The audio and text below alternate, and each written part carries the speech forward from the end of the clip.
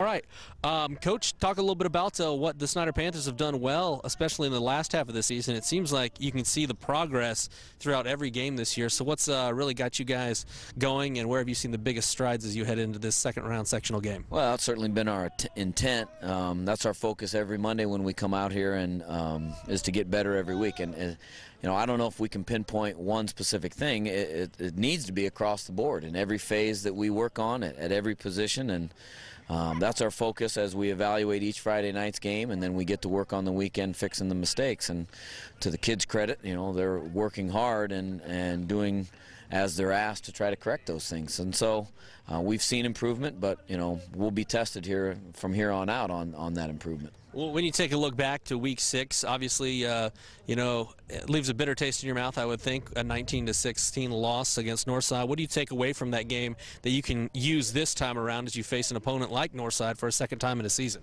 Well, it's kind of the same scenario that we faced in our other losses, in that when you shoot yourself in the foot by making mistakes against good teams, they're going to capitalize on those, and you're going to have a hard time defeating the mistakes, and let alone your opponent. And so when we go back and look at it, there's so many things that we just do to ourselves, and it's frustrating, but that's what you have to get to work on. That's really more about high school sports than anything else, is just defeating and being able to defeat your own performance and be able to handle things that you're supposed to do on your own, let alone what your opponent causes you to do. And with Northside, they play at such a high level and intense level that's certainly magnified when you make a mistake, and they capitalize on it. When you take a look at your offense, talk about the progress that they've made. Obviously, Brandon at quarterback being a new starter, and then John just really coming into his own. And, even Addison, it seems like he's getting used more and more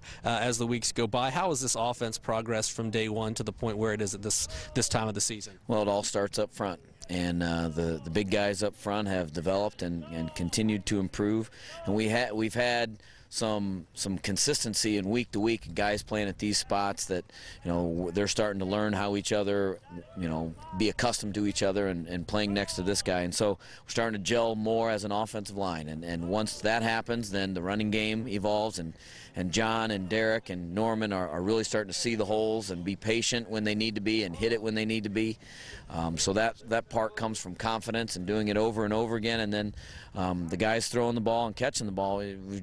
It's been certainly a focus of ours because we've struggled at it at times, but they've improved, and Brandon's we'll say is Addison, but he's getting into some of those guys on the outside, Damani and Reggie and Bryson and Brandon Zollinger to get our passing game going. And that has to be the case in the playoffs, because in the playoffs, defenses will focus on what you do best and try to take what you do best away. And so our offense has to be diversified so that nobody can capitalize, or I should say focus on one part of it.